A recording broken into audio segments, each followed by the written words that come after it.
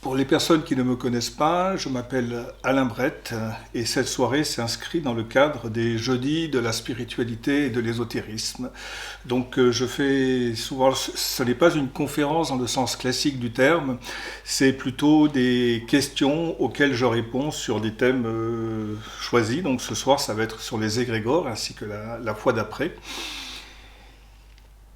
Des thèmes sur lesquels j'ai très souvent écrit des livres. Donc les égrégores, j'ai écrit deux ouvrages, un qui est épuisé depuis longtemps et l'autre qui s'appelle L'influence des inconscients collectifs.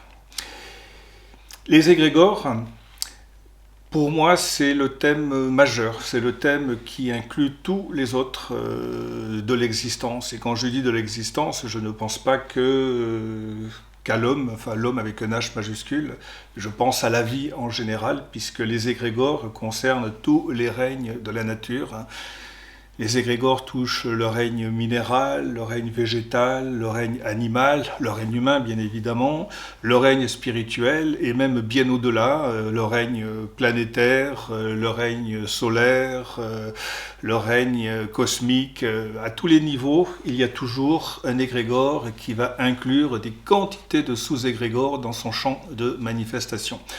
Prenons la Terre comme exemple, donc la planète qui est un immense égrégore, et un sous-égrégore de l'égrégore du système solaire, puisque l'égrégore du système solaire contient toutes les planètes du système solaire, donc les 7 principales et les 10 qui sont reconnues, plus les astéroïdes, et bien évidemment les règnes de la nature qui vivent sur la Terre, donc tous les règnes de la nature.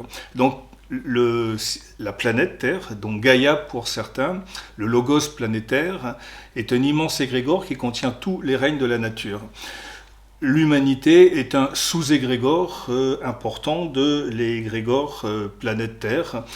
Le règne animal est encore un autre sous-égrégore de l'égrégore planète Terre. Au sein du règne humain, par exemple, si on le partage en continents, le continent européen est un sous-égrégore de l'égrégore planète Terre et de l'égrégore humanité. Le continent asiatique est un autre égrégore, un autre sous-égrégore de l'égrégore de l'humanité ou de l'égrégore de la planète Terre. Et au sein prenons par exemple l'égrégore africain, n'importe quel pays de l'égrégore africain ou de n'importe quel autre continent est un sous-égrégore de l'égrégore planète Terre et de l'égrégore humanité. Donc il y a des égrégores partout. Prenons la France, puisque c'est le pays dans lequel nous vivons. La France est donc un sous-égrégore de l'égrégore humanité ou de l'égrégore mondial. La France se départage en départements. Donc chaque département est un sous-égrégore de l'égrégore France. Une classe sociale est un sous-égrégore de l'égrégore humanité. Et il y a toujours un égrégore qui va inclure dans son champ de manifestation des sous-égrégores, et ça peut durer comme ça à l'infini. Je sais pas, prenons l'égrégore d'une activité professionnelle comme la banque. Chaque succursale est un sous-égrégore de l'égrégore de la banque auquel il appartient, mais la banque est un sous-égrégore de l'égrégore de l'économie mondiale et ainsi de suite. Donc voilà, moi j'appelle ça, comme les poupées gigognes, un champ dans des champs. Il y aura toujours un égrégore qui va inclure un égrégore plus petit dans son champ des manifestations, qui lui-même sera inclus par un égrégore plus grand. Et c'est comme ça à l'infini. Il n'y a pas de limite. Il y aura toujours un égrégore plus vaste qui intégrera ce dont on parle. Il y aura toujours un égrégore plus petit qui est intégré dans celui dont nous parlons. Systématiquement. C'est comme ça partout. Alors, égrégore est le terme qui est utilisé essentiellement dans le monde de la symbolique et de l'ésotérisme. C'est un terme qui a été conçu il n'y a pas si longtemps que ça, à la fin du XVIIIe siècle, enfin du XIXe siècle, par deux francs-maçons, Oswald Wirth et Stanislas de Guetta, qui ont pris un terme qui existait, qui s'appelle égrégorème, qui parle d'une tradition d'êtres venus de l'espace, qui sont venus ensemencer la conscience de l'humanité dans des lieux précis, des hauts lieux hautement stratégiques et symboliques. Et donc c'est un terme qui a un concept qui a été véhiculé d'abord dans les écoles rosicruciennes et maçonniques.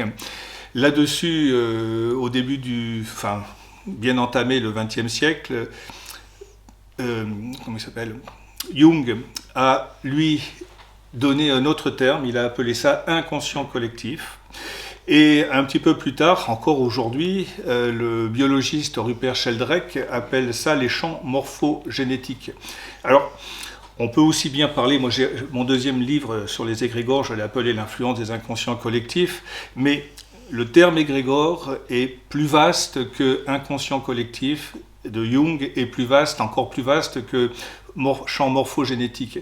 Parce que Jung s'est essentiellement arrêté, quand il a parlé des inconscients collectifs, il s'est essentiellement arrêté sur les symboles archétypaux, et encore pas forcément tous, et symboles archétypaux qu'il n'a pas classés par éléments, par valeur conscientielle. Il les a tous mis sur le même niveau. Quant au champ morphogénétique, Rupert Sheldrake s'est surtout intéressé au comportement singulier des espèces animales. Par exemple, les poissons, les oiseaux, les chiens, les chats, les chevaux. Alors, champ morphogénétique, on pourrait l'associer à tout le vivant, à tout ce que j'appelle égrégore. Inconscient collectif, pareil, de même, mais ça n'a pas forcément été fait à la fois par Jung et par Rupert Sheldrake. Donc je trouve que le terme égrégore est beaucoup plus important, beaucoup plus vaste, puisqu'il intègre tout dans son champ de manifestation. Ce que ne font pas les champs morphogénétiques. Mais ça n'empêche que les champs morphogénétiques, quand Rupert Sheldrake s'intéresse au comportement des animaux, c'est très très intéressant. Et ces comportements qu'il a perçus chez les animaux qu'il a étudiés, c'est vrai qu'on pourrait aussi l'étendre à d'autres règnes de la nature. Tout comme les inconscients collectifs, les symboles archétypaux que Jung a étudiés, on pourrait aussi les associer à tout le vivant. Il s'est peu intéressé aux égrégores humains, Jung, c'est assez surprenant, et il est plutôt resté dans le champ des symboles archétypaux. Donc avec les égrégores, on a un canevas très vaste à notre disposition. Et je pense que, ça dépendra de vos questions, mais je pense que ça va quand même rester ce soir centré plus sur le règne humain que sur d'autres règnes de la nature. Mais si vous voulez poser des questions sur le règne végétal, animal, planétaire et autres, je me ferai un plaisir d'y répondre. Mais c'est vrai que c'est quand même plutôt le règne humain qui nous intéresse. Donc voilà, je vous laisse la parole pour quelles sont les questions. Oui. Moi je voudrais te demander, parce que égrégore au début c'est un mot qu'on a du mal à comprendre, on le comprend mieux de par tes explications.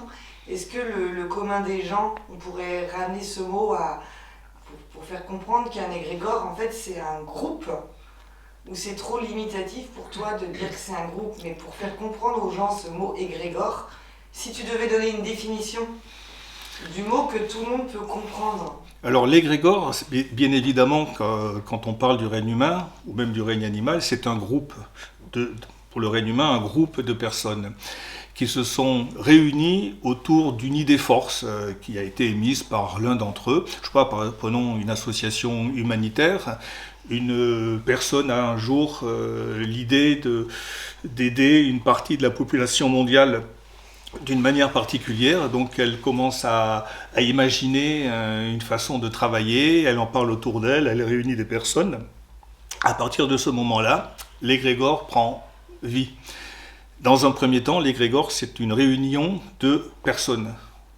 Mais très vite, dès que ces personnes commencent à penser, à réfléchir, à émotionner, à s'activer sur le plan physique, sur le plan vital, éthérique, se crée une contrepartie du groupe, on pourrait dire une sorte de champ de force vitale, de champ de force éthérique qui va imprégner le groupe, qui va se créer qui va se constituer au-dessus du groupe. Alors quand je dis au-dessus du groupe, c'est le groupe est répandu dans plusieurs endroits. Ce champ psychique va être présent aussi à plusieurs endroits. Dès qu'il y aurait une personne qui sera connectée à ce champ, à cet égrégore, cet espace vital qui est au-dessus sera là, omniprésent, et qui peut se démarquer, un peu comme le groupe peut se retrouver à plusieurs endroits. Et le champ subtil peut aussi se départager, être à plusieurs endroits à chaque fois qu'il y a une personne du groupe, l'égrégore subtil, la contrepartie subtile, elle est là, elle est omniprésente. Alors ce qui fait que cette partie subtile, elle est d'abord vitalisée par les activités des personnes, du groupe, par leur champ émotionnel, par leur champ mental, par le champ spirituel si ça a lieu d'être. Alors si c'est une activité, une association humanitaire, on peut imaginer que le champ spirituel va être aussi consolidé autant que les autres champs. Mais cette contrepartie psychique, elle est nourrie donc de tous ces champs, mais elle forme une seule masse compacte. Ce qui fait qu'à un moment donné, d'abord c'est les humains qui influencent, enfin qui pas qu'influencent, c'est qui vont créer et galvaniser la contrepartie psychique, et à un moment donné, la contrepartie psychique va se mettre aussi à influencer les hommes, enfin les personnes qui gravitent autour de ce mouvement, et ça va être une influence permanente entre l'un et l'autre. Alors, parfois, il arrive que c'est la contrepartie psychique qui prenne le dessus et qui se mette à avoir une influence plus importante que celle émise par les personnes du groupe, mais ça, c'est quand ça fonctionne plutôt mal. Mais en règle générale, quand un égrégore est bien soudé, eh bien, l'influence, elle est autant d'un côté que de l'autre. Donc, on peut dire que ces deux entités, l'entité groupe et l'entité psychique, se nourrissent mutuellement. Et plus, bien évidemment, plus l'égrégore se renforce, plus il y a de personnes qui vont intégrer ce groupe, plus l'émanation psychique va aussi s'amplifier. S'amplifier. Alors, pas forcément en hauteur et en largeur et en longueur, mais ça va quand même s'amplifier en densité, même si densité, le terme n'est pas forcément approprié, puisqu'il s'agit de quelque chose d'un univers un peu très subtil. Pour le voir, il faut être clairvoyant. Si on n'est pas clairvoyant, on peut le sentir. Par exemple, on rentre dans un lieu qui a une identité propre, on se sent bien, on se sent pas bien. C'est pas forcément les personnes qui constituent le groupe que l'on va percevoir, que l'on va sentir, que l'on va intuitionner. C'est plutôt la résonance psychique qui va créer un climat qui va plaisant, déplaisant, neutre, enfin ça dépend de la nature du groupe dans lequel on va se trouver. Donc voilà, un égrégore, c'est deux entités, mais deux entités qui ne peuvent fonctionner qu'ensemble. Si les personnes du groupe se désolidarisent de l'activité qui avait été émise, s'il se dissout, eh bien la contrepartie psychique va se dissoudre aussi, alors peut-être un peu plus lentement, ça peut mettre un certain temps, puisque c'est une force psychique éthérique, mais elle va aussi se dissoudre, à moins qu'elle ait été réactualisée, qu'elle avait déjà une existence propre antérieure, qu'elle avait été réactualisée et qu'elle peut encore rester en suspension en attendant que notre groupe, quelque part, se réunisse autour des mêmes intentions. Et là, l'entité psychique va se canaliser, va se canaliser sur les personnes qui vont remettre en activité le groupe auquel elle appartenait déjà antérieurement. Bon, de toute manière, c'est très complexe, hein. Il n'y a pas une façon de fonctionner. Il y a autant de façons de fonctionner d'égrégores qu'il y a de types d'égrégores dans le monde. Et en tout cas, ce qui est sûr, c'est que quoi qu'on fasse, on ne peut jamais échapper à la force des égrégores. Dans la journée, on peut en contacter plusieurs même. Et quand on n'appartient pas à un égrégore et qu'on le contacte pour une raison ou pour une autre, moi j'appartiens pas à l'égrégore de la banque, mais quand je vais au Crédit Mutuel local, momentanément, le temps que je suis à la banque, je me connecte, je suis imprégné de l'égrégore du Crédit Mutuel, ou l'égrégore de la banque, l'égrégore de l'économie mondiale. Mais ça va pas m'influencer, ça va être juste un passage, je rentre, je sors, et je n'aurais pas été du tout touché, influencé par la force de l'égrégore. Donc il y a des quantités d'égrégores que l'on contacte au cours d'une journée sans qu'ils aient que la moindre émanation agisse sur nous. Mais par contre, si on est très proche d'une idée, quelle qu'elle soit, et qu'on rentre en lien, même si c'est que momentanément au cours d'une journée avec cet égrégore, eh bien il peut en rester quelque chose momentanément dans notre inconscient. Ça peut nous influencer ou ça peut nous amener à nous y intéresser d'autant plus. peut-être un peu plus, davantage, tout simplement parce qu'on s'est connecté à quelque chose avec lequel on pourrait avoir des sympathies. Est-ce que j'ai répondu à ta question? Oui, et j'en ai une autre. Ah, vas-y. Dans les égrégores, du coup, comme ça part de... Il faut qu'il y ait au moins 2 personnes, après on devient un groupe. Ça peut être positif ou négatif. Par exemple, est-ce que les... Bon, je vais prendre un truc un peu extrême, mais est-ce que les nazis, c'est un égrégore? Ça fait partie d'un égrégore, donc il y a une... tout le monde va dans le même sens, on est influencé, comme tu dis, psychiquement on est influencé, on agit, on influence. Enfin, est-ce que, par exemple, l'exemple du nazisme, c'est un égrégore? C'est un égrégore qui a été extrêmement puissant. Et malgré la défaite des Allemands, enfin des nazis entre autres, cet égrégore n'a pas été totalement éteint. Il est toujours vivace, ce qui fait que dès qu'il y a quelque part un groupe de personnes, n'importe où dans l'humanité, qui voue un culte à Hitler ou aux idées nazies, l'égrégore se réactive et va imprégner de sa substance les personnes qui gravitent autour de ces idées. Et donc cet égrégore, il est toujours omniprésent et il peut le rester encore longtemps. Alors il n'a pas la force qu'il avait bien évidemment dans les années 30 et 40 en Allemagne, mais il n'est pas encore dissous, il est toujours là. Et par exemple le bouddhisme ou le taoïsme ou une religion, c'est un égrégore. Un égrégore ultra puissant, puisque certains durent depuis, je prends l'égrégore de l'hindouisme, ça fait 5000 ans, le bouddhisme, ça fait 2500 ans, le christianisme, ça fait 2000 ans, le judaïsme, ça fait 3000 ans. Donc ce sont des égrégores extrêmement puissants et qui imprègnent, on pourrait dire, chaque nouveau-né quelque part dans le monde. Enfin, le bouddhisme si c'est en Asie, le christianisme si c'est en Europe, le judaïsme si c'est en Palestine, et ainsi de suite. Mais dès qu'on est, on est influencé, au moment où on coupe le cordon, quand l'enfant prend son premier inspire, il inspire en lui toute l'histoire de la famille, l'histoire de la classe sociale à laquelle appartient la famille, l'histoire de la religion à laquelle la famille, ou à la non-religion si ce sont des athées, au mouvement politique si les personnes sont politisées, ainsi de suite. L'enfant, il intègre des quantités d'informations qui ne lui appartiennent pas en propre, mais qui peuvent, s'il n'y prend pas garde, qui peuvent le chapeauter comme ça pendant longtemps, si ce n'est pour certains pendant toute son existence.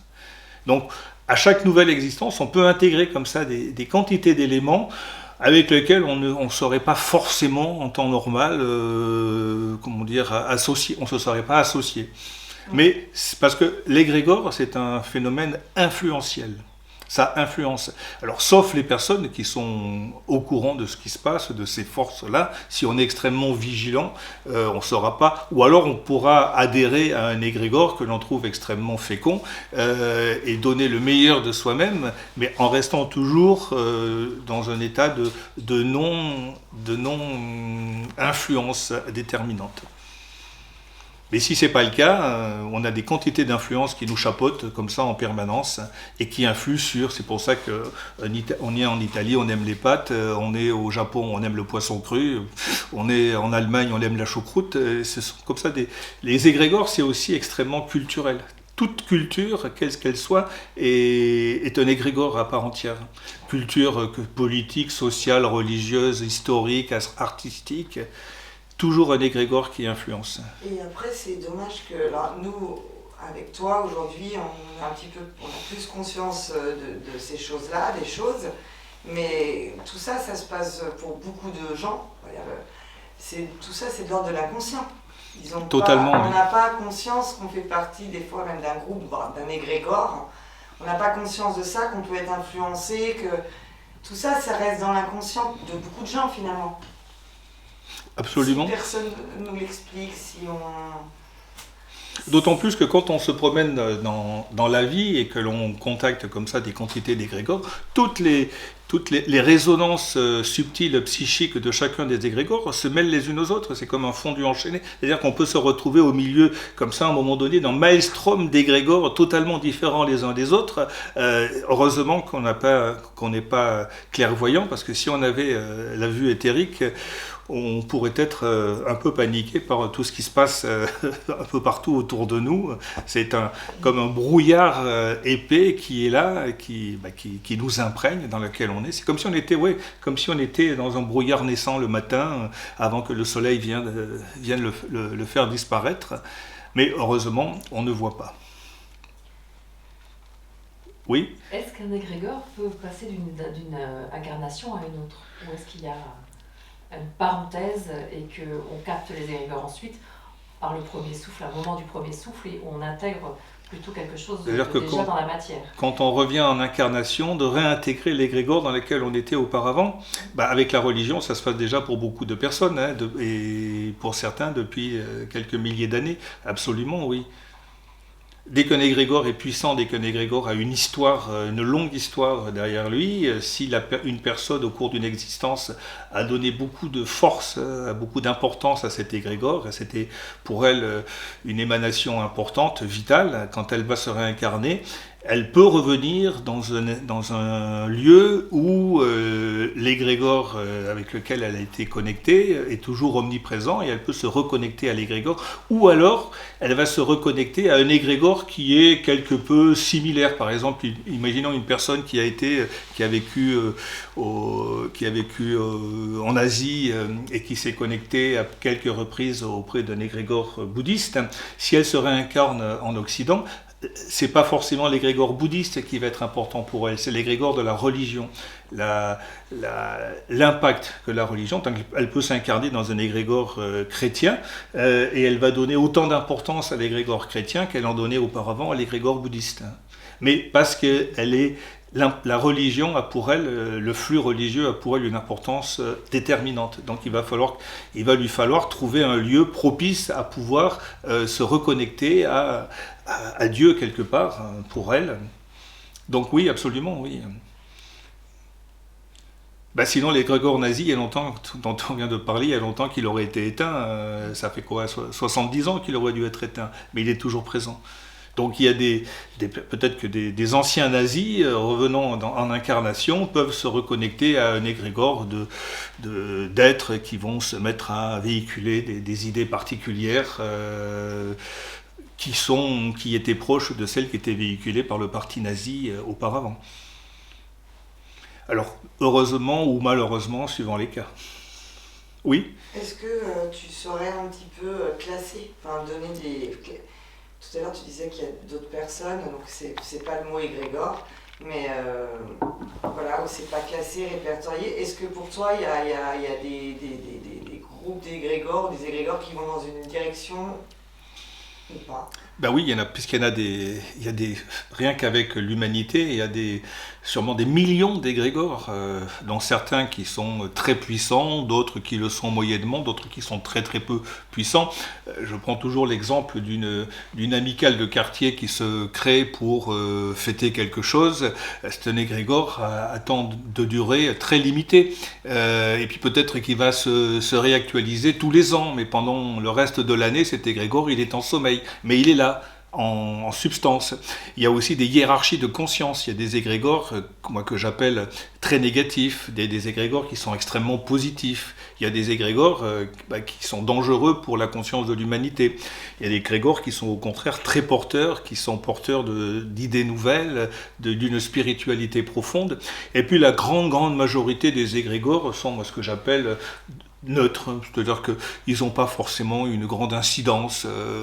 Qu'on naisse en Italie et qu'on aime les pâtes, ça va pas avoir une importance si sur le plan culinaire, c'est tout, mais bon, ça va pas déterminer profondément notre façon d'être, notre caractère, notre spiritualité. Donc la plupart des égrégores sont neutres. Mais heureusement qu'il y en a des très féconds, et puis malheureusement, il y en a encore pas mal qui sont néfastes pour la conscience de l'humanité. L'égrégore nazi dont tu as parlé. Est-ce qu'il peut y avoir des combats d'égrégores ? C'est-à-dire ? Est-ce qu'il y a des égrégores qui peuvent lutter les uns contre les autres? L'égrégore nazi a eu en face de lui l'égrégore un égrégore qui était fourni par des Américains, des Canadiens, des Français, des Anglais qui ont combattu l'égrégore nazi, oui, absolument. Ça arrive, alors c'est pas forcément des choses qui arrivent assez souvent, mais il y a des égrégores qui peuvent même se haïr, ou des égrégores qui vont au contraire se sustenter les uns les autres.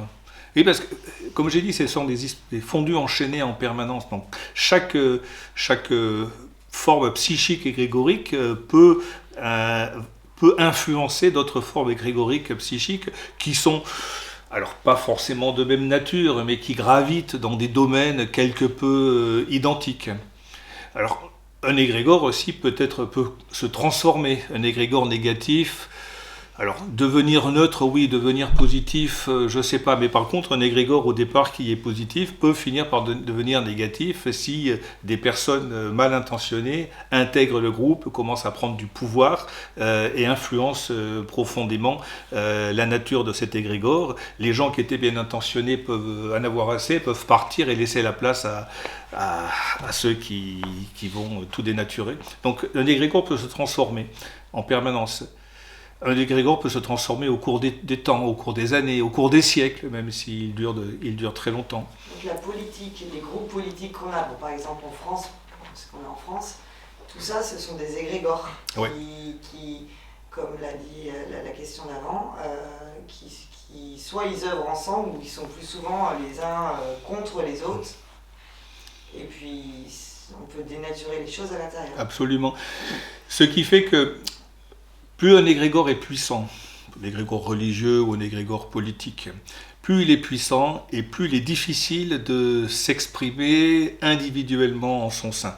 Alors que c'est la voix du collectif qui va l'emporter. C'est-à-dire que la personnalité est un peu perdue au sein d'un groupement.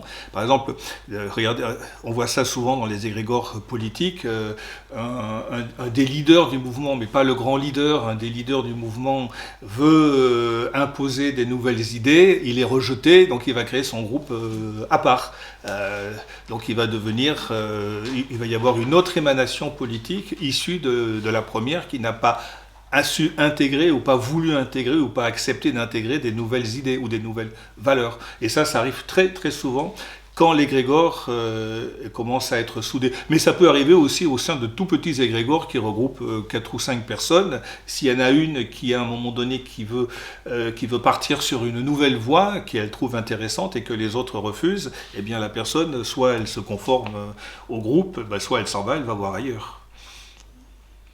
Donc oui, il n'y a pas de règle, hein, je vous dis, chaque égrégore a sa façon d'être, sa façon d'exister, de s'exprimer, de se manifester. Il y a des grandes fondamentales, mais après, au coup par coup, c'est laissé à la discrétion de chaque égrégore.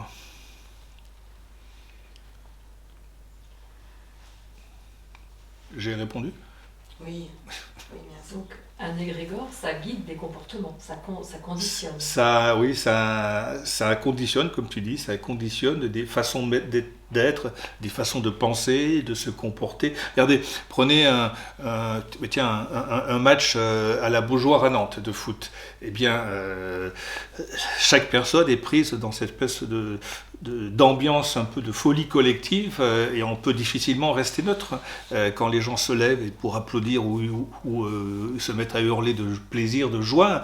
Tout le monde le fait d'un seul tenant. C'est-à-dire que le collectif l'emporte sur l'individu et même si quelqu'un y va en touriste comme ça pour voir ce que c'est, il risque fortement de se faire happer par la puissance du collectif. C'est-à-dire qu'on peut perdre, au sein d'un égrégore comme celui-là, on peut perdre son identité quelque part. Alors, ça peut durer que le temps du match. Hein. Une fois sorti de cette ambiance où on est pris dans une puissance, une émanation égrégorique importante, on peut redevenir soi-même. Mais en tout cas, pendant le temps du match, pendant 1 heure et quart, eh bien, la personne peut changer de comportement, peut changer de façon d'être. elle ne se positionnerait pas comme ça en temps normal, mais là, emportée par la force de la foule, eh bien, elle n'est plus elle-même. C'est pour ça que je dis que les égrégores sont des systèmes influentiels. Alors c'est important d'être conscient de ce qui se passe pour ne pas se faire comme ça manipuler à droite et à gauche par des quantités de groupes humains. Oui. C'est comme se faire un peu endoctriner. L'endoctrinement, oui, et c'est comme ça que ça fonctionne. Absolument. Plus l'égrégore est fort et plus c'est difficile de rester soi-même et de ne pas se laisser emporter par l'ambiance collective. Alors il y en a certaines, on peut se laisser porter par l'ambiance collective, ça n'a pas beaucoup d'implications, ce que j'appelle les égrégores neutres. Mais si l'égrégore il est fécond, pourquoi pas, ça vaut peut-être le coup de changer de voie, de changer de façon de voir les choses. Mais si l'égrégore est très limitatif, là c'est à notre détriment. J'ai une question, je ne sais pas du tout si elle est pertinente, mais par exemple, tu sais, est-ce que quand on a été victime de quoi que ce... Bon, on va prendre de violence, est-ce qu'on fait partie de l'égrégore des victimes? Ou non, il n'y a pas d'égrégore de victimes? Il y a malheureusement un égrégore des victimes, un égrégore... il y a un égrégore pour tout. Et on peut en sortir à un moment, on sait qu'on est heureusement, victime, on a oui. fait un travail sur soi, donc on peut sortir de ce groupe d'égrégores de victimes par choix, par évolution. Est-ce qu'il y en a qui restent bloqués d'ailleurs dedans? Un plein, tant qu'ils ne décident pas de couper le lien. Oui, tant que la personne ne prend pas conscience de l'influence qu'elle subit, et qu'elle subit parce que quelque part c'est elle qui fait tout pour inconsciemment pour rester dans cet état d'être, tant qu'elle ne prend pas conscience de ça, qu'elle ne fait pas un travail de conscience, eh bien elle restera victime, puisque tu as mis l'égrégore des victimes en avant, elle restera victime pendant très longtemps. Et elle peut rester victime pendant plusieurs vies même, si elle ne fait rien pour changer de paramètres.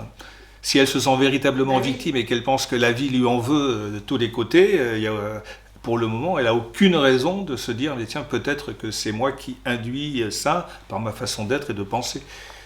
Et est-ce que si l'égrégore des victimes existe, l'égrégore des bourreaux ou des sauveurs, il existe aussi, oui, bien évidemment. Et ce sont trois égrégores qui se connectent en permanence, même si les personnes habitent loin les unes des autres, ce sont trois égrégores qui aiment se rassembler. Alors surtout le bourreau et la victime, mais il y a aussi celui des sauveurs qui est là, qui attend quelque part la moindre occasion pour pouvoir s'insérer et devenir un trio infernal quelque part. Et c'est pour ça aussi que, par exemple, on peut créer, à mon avis, des égrégores, un égrégore de la femme créatrice, ou de la femme qui s'est libérée et qui développe sa créativité, ce qu'on fait dans l'école plénitude, les égrégores ou les néotypes, une image nouvelle qui va créer un égrégore nouveau ou qui va s'appuyer sur un égrégore existant. On peut créer des égrégores à l'infini, tout le temps, ou on peut s'intégrer dans des multitudes d'égrégores, consciemment ou inconsciemment. Donc quand on vient étudier l'art-thérapie évolutive à l'école plénitude, on fait partie d'un égrégore, au moins de l'égrégore de l'école plénitude ou de l'art-thérapie évolutive, ou des deux, il y a des sous-égrégores dans l'école plénitude. De l'école plénitude qui a créé l'art-thérapie évolutive, l'art-thérapie évolutive est un sous-égrégore de l'égrégore thérapie, qui lui-même est un sous-égrégore de l'égrégore de la thérapie en général, et ainsi de suite. C'est toujours comme ça à l'infini. Alors il y a des sous-égrégores qui peuvent petit à petit influencer d'autres sous-égrégores. Mais ce n'est pas forcément le cas. Il peut y avoir par exemple l'art-thérapie, il peut y avoir un sous-égrégore qui se crée d'une forme d'art-thérapie qui restera dans son coin sans jamais influencer qui que ce soit, ou d'autres sous-égrégores d'art-thérapie. Ou alors, s'il y a une force importante, si l'égrégore qui vient de se créer est déterminé à imposer sa façon d'être, sa façon de voir les choses, de la pratiquer, eh bien elle peut en influencer d'autres. Et petit à petit, d'autres égrégores vont se mettre à fonctionner comme celles qui les a influencés. Mais ça marche pour tout, partout dans le monde, puisqu'il y a toujours des sous-égrégores, de sous-égrégores, de sous-égrégores, liés à un égrégore particulier, et chacun ayant sa note spécifique. Alors il peut y avoir des égrégores comme ça qui rentrent en concurrence. Imaginons qu'il y ait deux écoles d'art-thérapie dans la même ville et que ce soit des écoles qui soient d'obédience totalement différentes.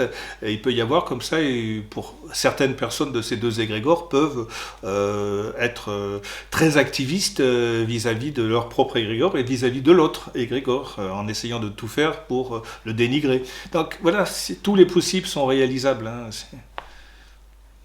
On va essayer de rester dans le positif. Oui. Pour l'évolution. Mais malheureusement, le positif avec les égrégores n'est pas toujours d'actualité, oui. Quand on travaille sur la symbolique et les symboles, est-ce que les symboles sont en lien avec des égrégores? Ah ben ça, notre ami Jung était bien d'accord là-dessus. Oui, oui, bien sûr, bien évidemment. Et alors, nous, ce qu'on dit ici, c'est que à l'école Plénitude, c'est qu'il y a une hiérarchie d'égrégores. Tous les égrégores ne sont pas sur le même plan de conscience ou sur la même fréquence. Il y a des fréquences différentes. Je sais pas, si on prend l'égrégore de la magie noire, on ne peut pas le mettre sur le même plan que l'égrégore de la magie blanche. Il y a comme ça des égrégores qui sont quasiment antinomiques, mais ce sont quand même des égrégores, des égrégores symboliques archétypaux. Donc il y a comme ça des... Oui. Est-ce que tu peux nous expliquer la magie blanche et la magie noire quand même? D'une manière très très simple, la magie blanche, c'est ce qui participe et profite au bien commun, et la magie noire, c'est ce qui profite à certains et qui veulent avoir du pouvoir, de l'argent, manipuler les autres. Donc l'un côté, ça agit pour l'évolution, et de l'autre, ce serait plutôt pour l'involution. Un peu comme faisaient les nazis. Les nazis voulaient annihiler l'âme humaine. Ils voulaient imposer une forme d'ego collectif soumis à la force du nazisme. Donc oui, il y a bien évidemment qu'il y a des hiérarchies de conscience. Moi, je préfère des fréquences différentes sur lesquelles se trouvent les uns les autres, ou les archétypes universels. Et en fait, ils ne sont pas tous universels, les archétypes. Il y a des archétypes universels, il y a des archétypes humains, il y a des archétypes animaux. Par exemple, on prend l'aigle, est un archétype pour beaucoup de cultures, est un archétype animal, tout comme l'ours ou le lion. Donc il y a des archétypes de partout, mais ils n'ont pas forcément tous la même valeur symbolique. Oui. Et est-ce que, quand il y a un égrégore comme ça, est-ce qu'il y a toujours une sorte de logo qui le représente? Alors, un symbole. Un symbole, excuse-moi, voilà, un symbole. Donc il y a un nom, l'égrégore, en fait, il a sûrement un nom la plupart du temps. Et pour en plus du nom, voilà quelque chose qui a, voilà, en plus de le sentir ou de l'ambiance, de rattacher ça à un symbole. C'est toujours le cas, presque. Alors, c'est toujours le cas, mais à plus ou moins d'intensité. Un égrégore qui regroupe peu de personnes, qui a une activité, qui agit comme ça de temps en temps, qui a une idée force. Bien évidemment qu'il y a quelque part, au-dessus, il y a une forme symbolique, mais elle est très ténue. Par contre, si on prend un égrégore très puissant, par exemple l'égrégore, prenons l'égrégore catholique, l'un des trois égrégores chrétiens, il y a bien évidemment une forme symbolique qui les représente, et c'est pas forcément la même. Les catholiques n'ont pas forcément la même représentation, la même figure symbolique que les orthodoxes. Chacun aura sa note spécifique, qui tournera toujours autour de quelque part de l'entité Christ ou de l'entité Jésus, mais ce sera pas forcément la même. Par exemple, les grégores, moi je sais pas, j'ai pas la vue éthérique et je me suis pas intéressé à ça, mais j'imagine que pour les grégores catholiques, le Christ en croix, ça pourrait être une grande représentation. Chez les orthodoxes, ce serait sûrement un peu moins fort. On pourrait voir peut-être une église comme forme égrégorique. Là, tu parles de l'égrégore en tant qu'éthérique. Oui, éthérique, la forme éthérique Symbole qui physique. chapeaute le symbole, qui chapeaute. Par exemple, j'ai pris souvent cet exemple parce que lui-là, il a été clairement défini par les membres de la communauté de Findorn, dans le nord de l'Écosse. À Findorn, ils ont travaillé avec les esprits de la nature et le monde angélique pour faire pousser des plantes dans un sol totalement stérile. Et bien évidemment, le jour où ils se sont intéressés à la question et que toute la communauté s'est réunie dans leur chapelle, 350 personnes qui se sont mis en méditation pour contacter la forme subtile et grégorique de leur groupe, eh bien, ils ont vu un ange. Et je pense qu'ils l'ont imaginé, sûrement, mais peut-être que l'ange, la forme angélique était déjà omniprésente, et si elle n'était pas omniprésente, c'est la forme qu'ils lui ont donnée. Peut-être qu'il y en avait une auparavant, et peut-être qu'ils l'ont renforcée en lui donnant une autre forme, ou peut-être que la forme angélique auparavant était peut-être pas très nette, très distincte, et là, en se connectant dessus vraiment intensément, ils l'ont sûrement renforcé. Donc chaque groupe a comme ça une entité symbolique, une forme symbolique, mais avec plus ou moins grande intensité. Et qui symbolise l'énergie. Et qui va symboliser l'énergie représentée par l'idée force auquel le groupe s'attache, bien évidemment. Ça ne va pas être quelque chose... Par exemple, pour l'égrégore nazi, on peut imaginer la croix gammée. Ouais, qu'ils ont dénaturé aussi. Très sûrement. Ou les runes SS. Mais il y a l'aigle noir aussi pour les nazis. Ou l'aigle noir, oui. Donc voilà, chaque groupe a son entité. Mais on en parle très peu parce que les voir, sentir un égrégore, c'est facile. Enfin, un égrégore subtil, c'est facile. Le percevoir, il faut des aptitudes que une grande partie de l'humanité n'a pas encore. Quand tu dis c'est facile, pour quelqu'un qui est un peu au courant, qui a conscience de certaines choses. Non, je dis c'est facile inconsciemment. Le fait de humer quelque part une ambiance, de se sentir bien, de se sentir mal, de dire tiens j'adore ici, ou là là je ne veux pas rester dans ce lieu, c'est que la personne quelque part elle perçoit la nature enfin c'est pas quelque part, c'est qu'elle perçoit d'une certaine manière la nature de l'égrégore, qu'il soit psychique ou le groupe humain. Parce qu'il y en a pas un qui va se désolidariser de l'autre. Ce que pense l'un, l'autre le vit aussi...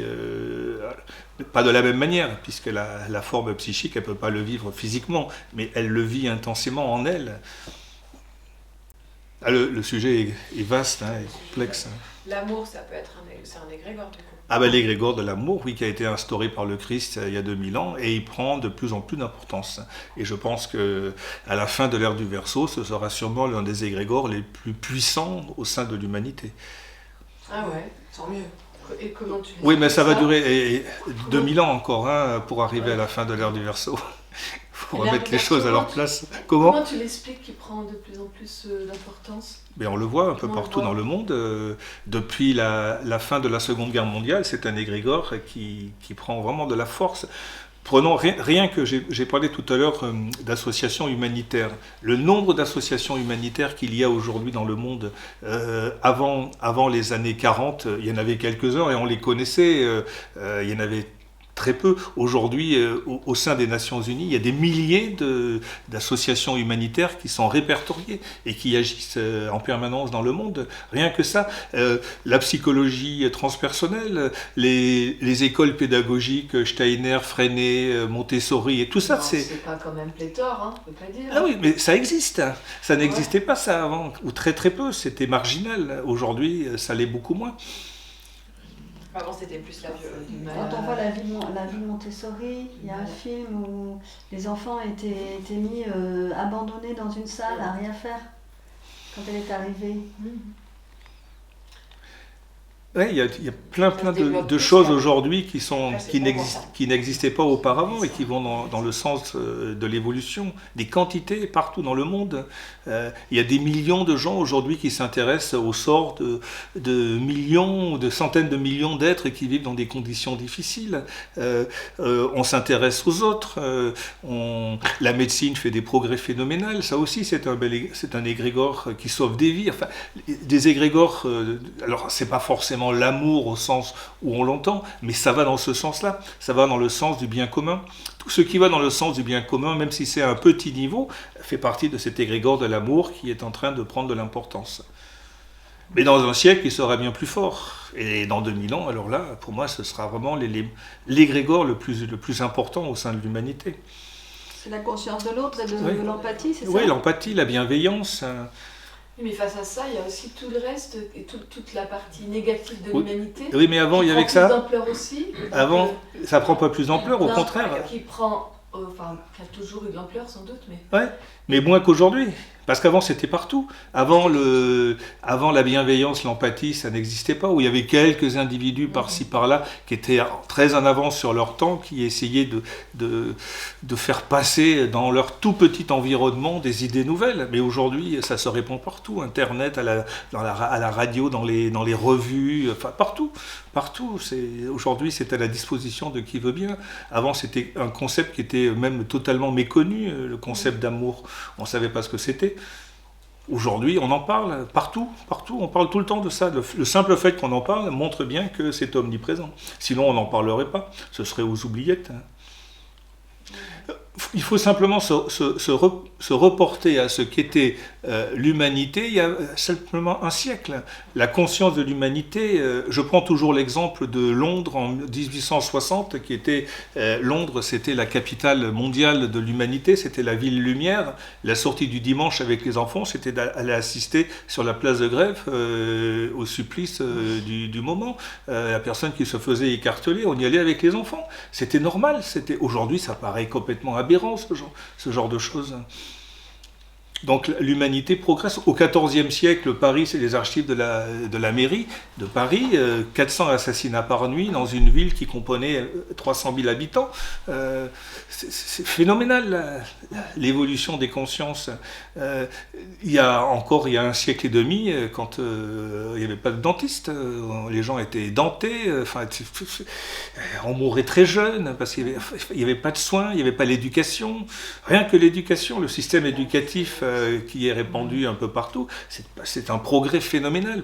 Tout ce qui va dans le sens du progrès, pour moi, va dans le sens de l'amour. Même l'émancipation des femmes qui se Bah oui, réveillent. absolument. En plus, on en entend beaucoup parler aussi. Les enfants, avant comment ça s'appelle Avant Montessori? Non, la psychologue. Avant Dolto? Avant Dolto, les enfants, c'était des trucs, n'avaient pas le droit à la parole, on n'y prêtait pas attention. On commençait à s'y intéresser à un moment donné quand ils étaient en âge et encore, de parler et de se mouvoir, et encore, à un certain âge. Personne. Oui, Avant, c'était un truc. Un truc à nourrir et... On voit bien qu'il y a quelques années encore, nos générations précédentes, on ne disait pas je t'aime à son enfant, ou nous aujourd'hui on l'a dans le ventre, on lui dit déjà qu'on l'aime, il naît, on lui dit qu'on l'aime, tous les soirs on lui dit qu'on l'aime. Et c'est vrai que c'est une sacrée évolution par rapport à il y a même 50 ans, même 40 ans. Oui, à 40 ans. Voilà, c'était... Si ça, ce n'est pas de l'amour, qu'est-ce que c'est? L'amour est omniprésent. Alors, dans certaines contrées, pas encore. C'est vrai. Mais avant, c'était partout que c'était pas encore. Et tout le travail sur les émotions et la reconnaissance des émotions aussi. Les thérapies, aller faire une thérapie, ça veut dire que les personnes veulent se changer, se transformer, veulent développer des potentialités, des aptitudes, des qualités. Ça n'existait pas ça avant. Avant, on était comme on était. Aujourd'hui, beaucoup de personnes pensent qu'on peut changer. Le changement est inscrit dans l'inconscient de quelques personnes. Auparavant, changer, c'était pas normal, c'était pas possible. Personne changeait. On était ce qu'on était, et on mourait, on était exactement le même qu'au cours de son existence. On a accepté notre condition, quoi. Oui. Voilà. Aujourd'hui, on accepte... On remet en question. Les remises en question, ça n'existait pas auparavant, dans quelques domaines que ce soit. Aujourd'hui, les gens réfléchissent. Est-ce que l'égrégore, par exemple, oui. Est-ce que ça veut dire que si on envoie des pensées, si on se relie consciemment à un égrégore, si on envoie de la lumière, si on envoie de l'amour, si on pense qu'on se met dans l'égrégore de l'amour, par exemple, est-ce qu'on le vitalise? Est-ce que ça fait du bien? Eh bien, on le renforce, totalement. On le renforce on renforce la forme psychique qui gravite et qui imprègne une partie de l'humanité. Là, cet égrégore, il n'est pas centralisé comme ça dans quelques lieux, il est un peu partout. Il suffit qu'il y ait 3 personnes dans un espace de 100 km² qui pensent, qui sont en adéquation avec la force d'amour pour que l'égrégore s'amplifie et qu'il soit omniprésent dans ce lieu. Et s'il est omniprésent dans un lieu où il n'existait pas auparavant, il va toucher d'autres personnes et ça va s'amplifier. Et ça s'amplifie comme ça partout. De toute manière, toutes les bonnes choses s'amplifient. Et les pires finissent toujours par disparaître au cours de l'histoire. Elles mettent du temps, mais elles disparaissent. Qu'est-ce qui explique que certains égrégores disparaissent pendant un moment et réapparaissent? Je pense entre autres l'intégrisme, enfin les attentats. Ouais. On a vécu une vague d'attentats avec des intégristes religieux après une période où la religion quand même a été moins présente. Ou comme le chamanisme qui était très actif à une période de l'humanité, qui a quasiment disparu ou resté très en dessous, et puis réapparaît maintenant sous une forme plus moderne. Qu'est-ce qui explique ça?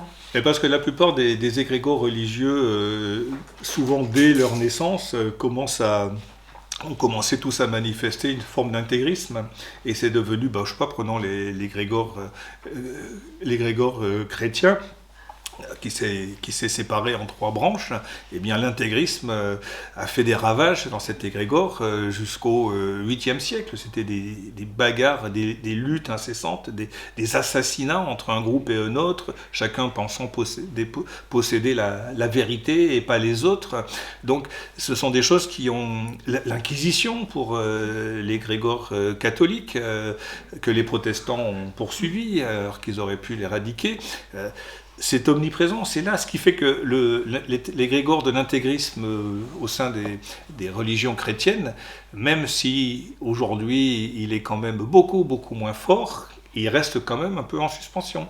Et il suffit qu'un groupe se réunisse de chrétiens, enfin de catholiques ou de protestants, se réunissent pour développer des idées anciennes, eh bien, ils vont se reconnecter à cet égrégore qui est là en suspension, intégriste, et ils vont non seulement le renforcer, mais s'en imprégner et être habités par cette force. Mais quand même, dans la plupart des religions, et même dans les mouvements politiques, cet égrégore d'intégrisme est en train quand même de s'épuiser un peu. Parce qu'avant, c'était tout le monde était intégriste, tous les chrétiens étaient intégristes, tous les bouddhistes étaient intégristes, tous les musulmans étaient intégristes. Aujourd'hui, ils ne le sont pas tous. Il y en a qui réfléchissent, qui pensent. Donc oui et non. Mais c'est bien qu'il en soit ainsi, parce que ça veut dire que la pluralité existe partout. Sinon, ce serait bien triste si tout le monde fonctionnait de la même manière, avec les mêmes idées, les mêmes pensées, les mêmes émotions. Ce serait bien triste. Et même un égrégore qui va se constituer, dès que des sous-groupes vont commencer à exister, et il va y avoir des tendances différentes entre les uns et les autres. Même si l'idée commune, générale, reste un peu la même, chacun vivra ça à sa manière. Et c'est bien qu'il en soit ainsi aussi. La pluralité, c'est mieux que l'uniformité.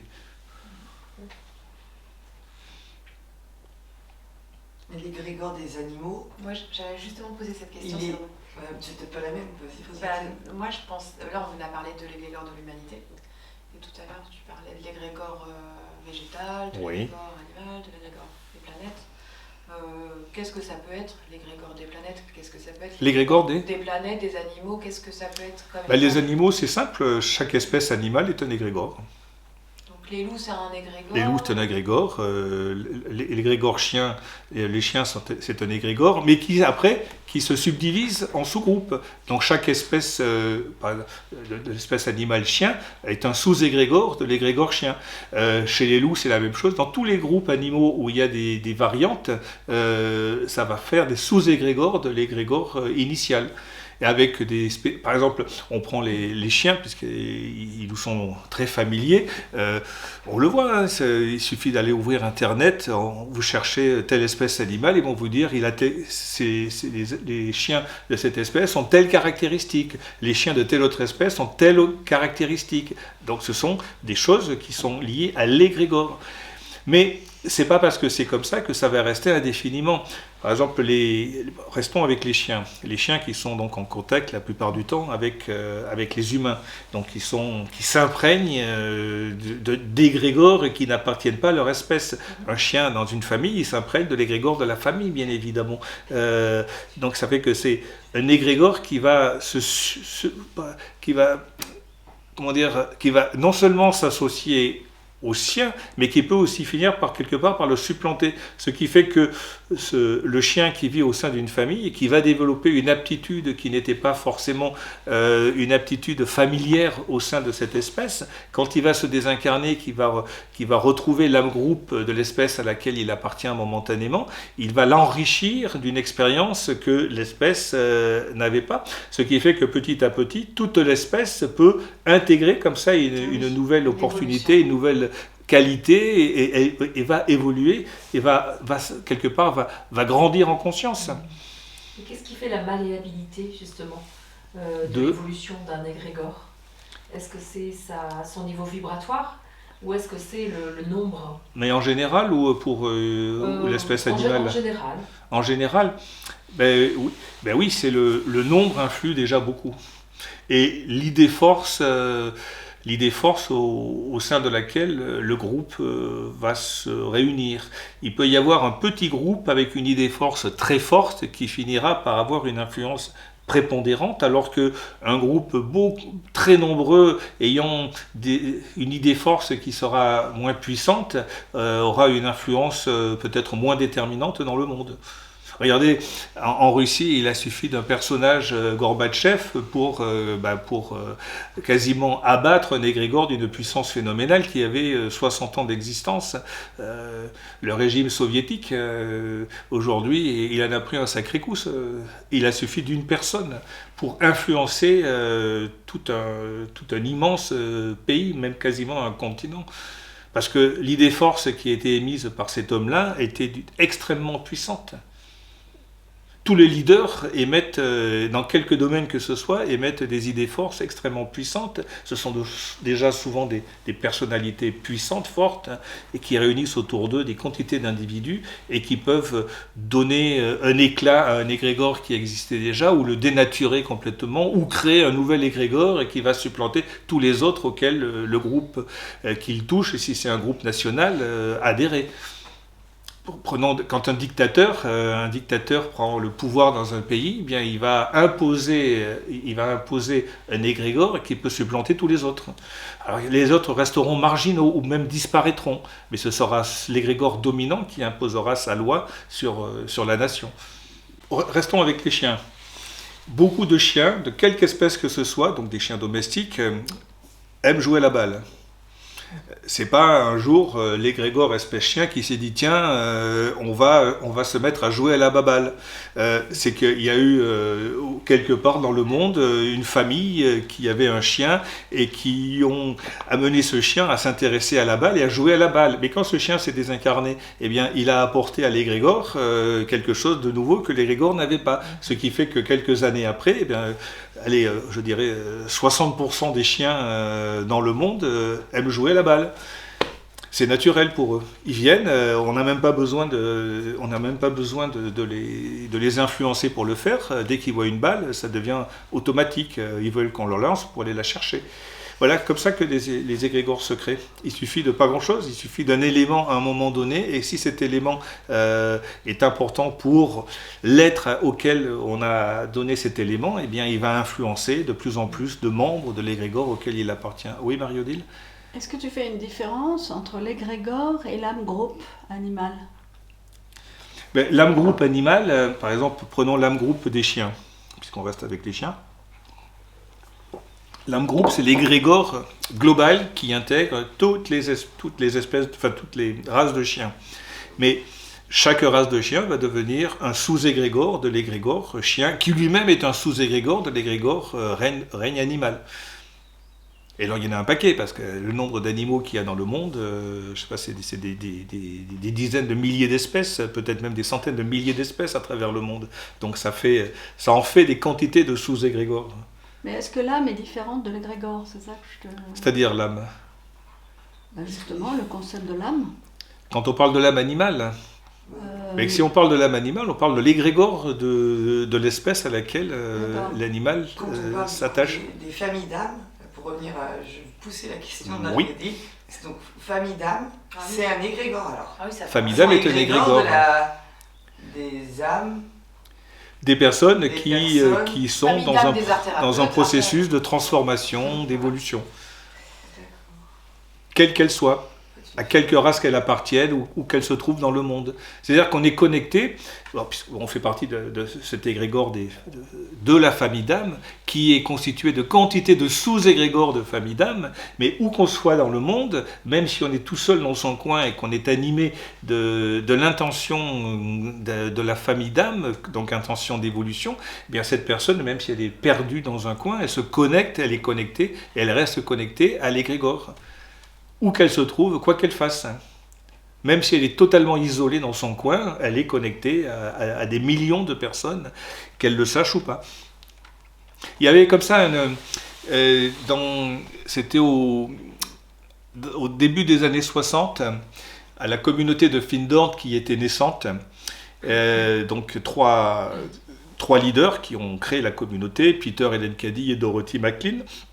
Et Dorothy McLean avait une amie, c'était une vieille dame à l'époque qui habitait aux États-Unis à Détroit, à Chicago. Et cette femme, elle avait créé un groupe de psychiques qui pratiquaient la télépathie. Et ce groupe s'était connecté à des quantités de groupes dans le monde, des groupes qui travaillaient pour le bien commun. Et Dorothy McLean a demandé à son ami, Anka Edwards, de venir à Findorn. Et donc pendant plusieurs années à Findorn, ils sont restés connectés à ce groupe qu'ils appelaient le réseau de lumière. Alors, ils disaient qu'il y avait 360 à peu près groupes répartis dans le monde. Alors certains étaient tout à fait conscients de ce réseau de lumière, d'autres faisaient partie de ce réseau de lumière sans le savoir. Donc il parlait d'un groupe de jésuites en Amazonie qui faisait un travail magnifique avec les Indiens, mais qui était totalement pas conscients de ce qui se passait, de ce réseau auquel ils étaient connectés. Et un jour à Findorn arrive un Turc d'une communauté de soufis, et le soufi, cette communauté était très au courant de ce qui se passait sur le plan vibratoire, et arrive à Findorn et dit aux personnes, eh bien, je suis un membre du réseau de lumière et je viens saluer mes frères et sœurs du réseau de lumière. Donc il y avait 360 groupes répartis à travers le monde, donc une espèce de maillage de lumière autour de la planète qui imprégnait l'atmosphère de la planète, donc le champ émotionnel, le champ mental de l'humanité, des lumières ou de la lumière qu'il voulait implanter dans la conscience de l'humanité. Alors, il n'était pas suffisamment puissant pour imprégner la totalité de l'humanité, bien évidemment, parce que certains membres de ces groupes étaient composés de quelques personnes, pas plus. Il y avait un groupe, j'avais édité le livre à l'époque, qu'on appelait, chaque groupe de ce réseau avait un numéro, et donc il y avait le groupe X7, et le groupe X7 c'était des prisonniers politiques incarcérés dans des mines de sel en Sibérie, et qui avaient été emmurés par les gardiens, et qui continuaient à vivre depuis des années et des années. Ils se nourrissaient de l'éther, et même pas de l'espace, puisqu'ils étaient emmurés dans des mines de sel, enfermés, et ils communiquaient télépathiquement avec certains membres de ce réseau, donc avec Findorn, et ils ont communiqué leur expérience par télépathie à Findorn, qui a écrit 2 livres. Moi j'en avais édité un sur de l'expérience de ce groupe, c'était des francs-maçons et des rosicruciens ils étaient spiritualistes, donc ils avaient été incarcérés sous Staline, et donc eux, télépathiquement, correspondaient avec quelques membres de certains de ces groupes, dont Findorn et Anka Edwards, qui était à l'époque à Chicago. Donc ils ont transmis par télépathie de quoi écrire 2 ouvrages. Donc voilà, il y a des quantités de choses comme ça qui se passent dans le monde sans qu'on ait la moindre connaissance. Et là, je parle d'un groupe parce que ça a été dévoilé par la communauté de Findorn, mais il y a des choses comme ça, il s'en passe partout dans le monde. Que ce soit pour le bien-être de l'évolution ou que ce soit pour essayer de la saborder, bien évidemment. Tous les possibles sont réalisables avec les égrégores, c'est infini. Donc si c'est une forme pensée, donc ça veut dire que ça véhicule en permanence Ouais. des idées auxquelles on peut se Absolument. connecter, ou parfois on se connecte inconsciemment, en disant Oui. tiens, j'ai inventé quelque chose. Ou, J'ai eu s- une super idée. Et ou se finalement, déconnecter. c'est une captation. Oui, ou se Ben, déconnecter. À une époque, c'était quand j'étais éditeur, j'achète les droits d'un livre écrit par une psychologue jungienne allemande. Et le livre s'appelait en allemand, en traduit, Tout est psychique. Et à l'époque, je trouvais que Tout est psychique, ça me plaisait pas. Et donc, j'ai cherché un jeu de mots et j'ai appelé ça Ces mots, MAUX, qui parlent à ma place. Donc très content de mon truc, j'avais trouvé une photo, une reproduction de Braque qui était très très évocatrice avec deux visages, l'un qui était le reflet de l'autre. Le même mois, 3 autres éditeurs sortent des livres de psychologues jungiennes ou jungiens avec des jeux de mots sur ces mots MOT, ces mots MAUX. Eh bien, on s'était connectés tous les 4 sans se concerter. Je les connaissais, je les connaissais pas de nom, je connaissais leur maison d'édition, ils connaissaient ma maison d'édition, et peut-être même pas, parce que moi c'était la plus petite maison d'édition des 3 autres.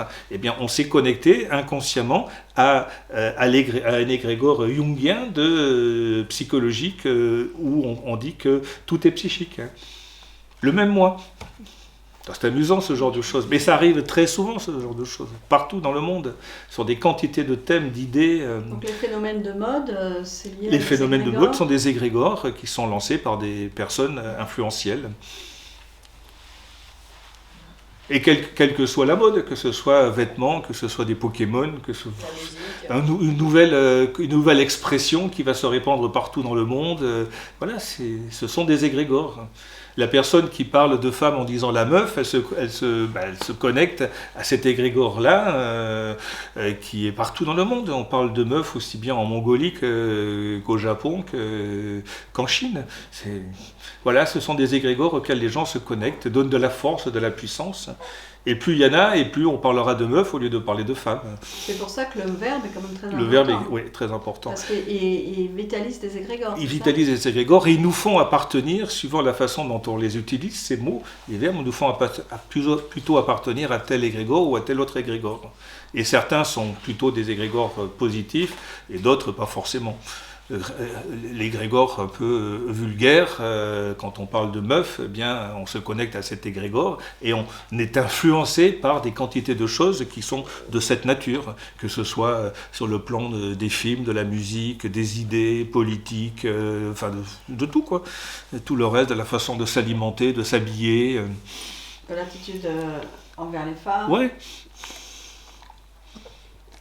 Bien prendre conscience de notre langage, des mots qu'on utilise Ouais. et de l'impact que ça peut avoir, parce que rien qu'en prononçant certains mots, on se connecterait, donc la plupart des gens plus de manière inconsciente, même à certains égrégores dont on n'a pas envie On n'avait pas le souhait d'aller, quoi. on n'a pas envie d'y appartenir en fait. Au sein de l'école Plénitude, il y a Marie-Odile qui insiste sur un terme qui en a un peu assez d'entendre les filles, les filles, les filles, et qui dit non, nous ne sommes pas des filles, nous sommes des femmes. Allez les filles, elle dit non, allons-y les femmes. Voilà un mot qui va nous faire changer de fréquence. Simplement en changeant l'expression, on change de fréquence.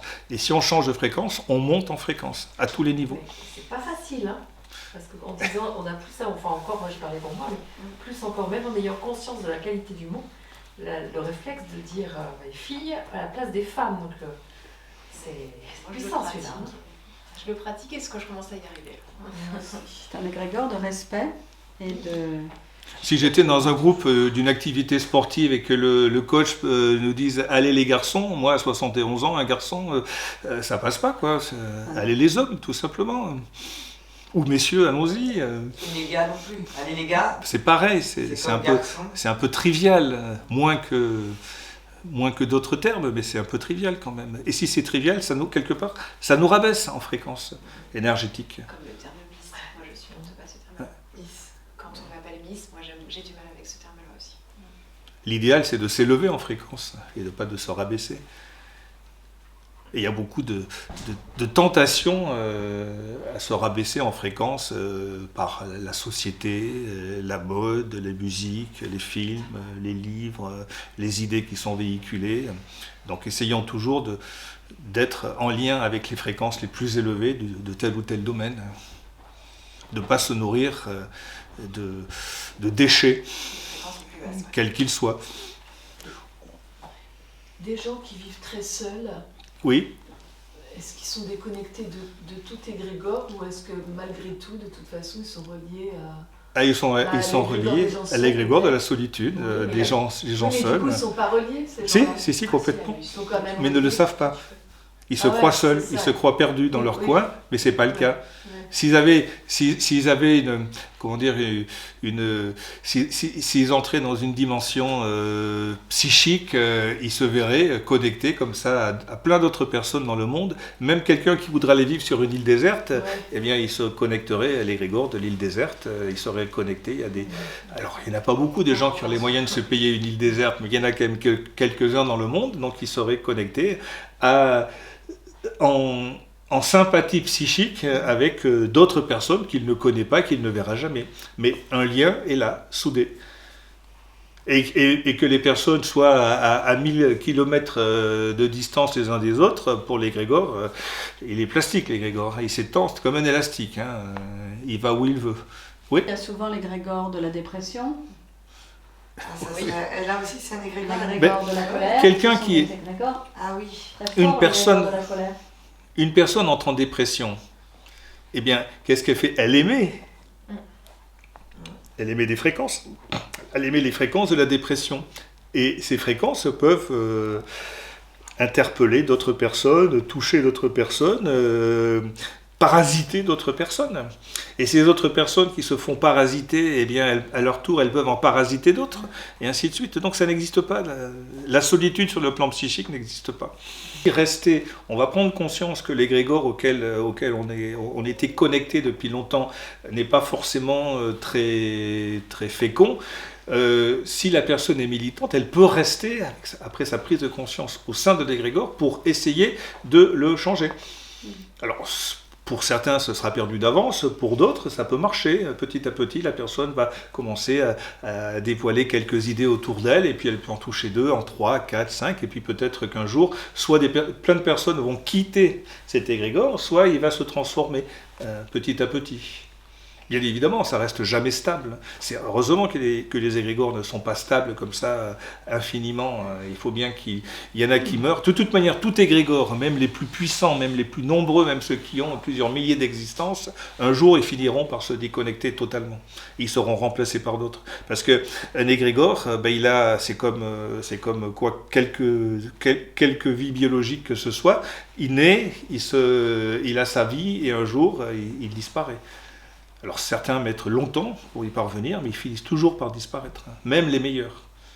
Heureusement, parce que même le meilleur égrégore, un jour, quelques siècles plus tard, ça devient un égrégore de contrainte, parce que les valeurs qu'il avait à un moment donné diffusées, répandues, quelques siècles après, ces valeurs, elles sont obsolètes.